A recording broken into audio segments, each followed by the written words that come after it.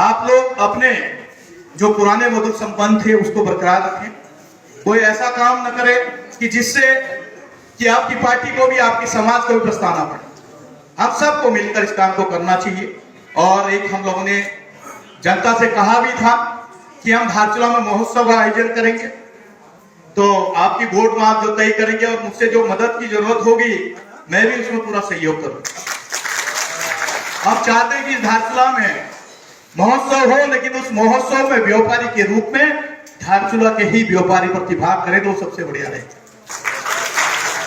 क्योंकि हम लोग देखते हैं जितने भी व्यापारी बाहर से आते हैं तो यहाँ के पूंजी को लेके चले जाते हैं, वो पूंजी फिर वापस नहीं आती, जिससे हमारे व्यापारियों में भी काफी रोष रहता है।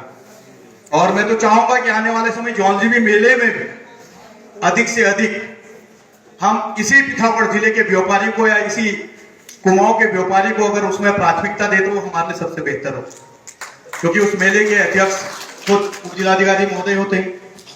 और मैं विशेष तौर पर मंच से आज उप जिलाधिकारी जी को और पुलिस प्रशासन को भी बहुत बहुत बधाई और धन्यवाद देना चाहता हूं कि आप लोगों ने बहुत सूझबूझ के साथ बहुत शांतिपूर्वक धारचूला का चुनाव संपन्न किया।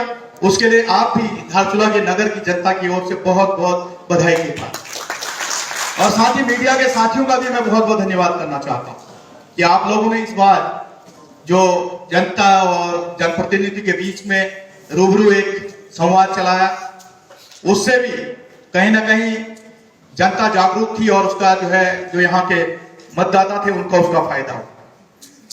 आज शपथ ग्रहण है और मैं अपने और अपनी पार्टी की ओर से सभी निर्वाचित पदाधिकारी को बहुत बहुत बधाई देता हूं। और साथ ही मैं अपने धारचूला के नगर की समस्त महान जनता को और व्यापारियों को मैं विश्वास दिलाता हूं कि हमने जो चुनाव में आपसे वादे किए हम उस वादे को पूरा करने का काम करेंगे, चाहे उसके लिए हमको कुछ भी करना पड़े। हम संघर्ष करके भी इस धारचूला के विकास को आगे बढ़ाएंगे, ये मैं कहना चाहता हूं। और हमारे चाहे वाल्मीकि समाज के लोग हैं उनकी समस्याओं का निदान है, या हमारे जो यहाँ पे मीट व्यवसाय वाले हैं व्यापारी लोग, उनकी भी जो समस्याएं हैं हम सब मिलकर उसका निदान करने का काम करेंगे। और जो हमारे टैक्सी यूनियन के जो हमारे टैक्सी संचालक हैं उनकी भी समस्याओं का निदान करने का काम करेंगे। और इन्हीं शब्दों के साथ आप सबको मैं पूरा नमन करता हूं, प्रणाम करता हूं और आप सबको बहुत बहुत बधाई देता हूं। और मैं चाहूंगा और कोशिश करूंगा मैं और मेरी पार्टी और मेरे पार्टी के जितने देवतुल्य कार्यकर्ता हैं जिन्होंने इस चुनाव में लोगों के बहकाव में न आकर भी पार्टी का साथ दिया, मैं उनके लिए हमेशा सेवक के रूप में उनके साथ खड़ा। और जो कुछ लोग चुनाव में भ्रमित कर रहे थे, आपको भ्रमित होने की जरूरत नहीं। मुझे धारचूला की जनता ने बेटे के रूप में, सेवक के रूप में तीसरी बार विधानसभा का सदस्य बनाया है, तो मैं बिना आपके इजाजत के और बिना आपके परमिशन के आपको दिल को कहीं चोट नहीं पहुंचाऊंगा। और मेरी कोशिश रहेगी कि मैं आपके आत्मसम्मान को कभी न झुकने दूं। मैं कोई ऐसा काम नहीं होने दूंगा जिससे कि धारचूला का आत्मसम्मान झुके या धारचूला के लोगों को पछतावा हो कि हमने इस आदमी को विधायक बना के गलती की। तो मेरी कोशिश रहेगी चाहे मेरे प्राणों का मेरे शरीर का एक एक खून का कतरा बह जाए, लेकिन मैं अपने धारचूला के लिए, उसके विकास के लिए मैं संघर्ष करूंगा। इस बार मेरी एक और नैतिकता जिम्मेदारी बढ़ गई है। मैंने डीडीहाट की अपनी मातृशक्ति से, अपने युवा साथियों से, अपने बुजुर्गों से और वहां की महान जनता से भी मैंने प्रार्थना किया, उन्होंने मेरी प्रार्थना को सुनी है।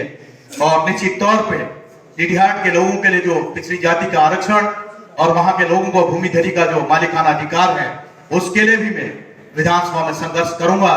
और मेरी प्रयास रहेगी जब तक वहां के लोगों को उनका अधिकार न दिला दो तब तक मैं चैन से नहीं रहूंगा।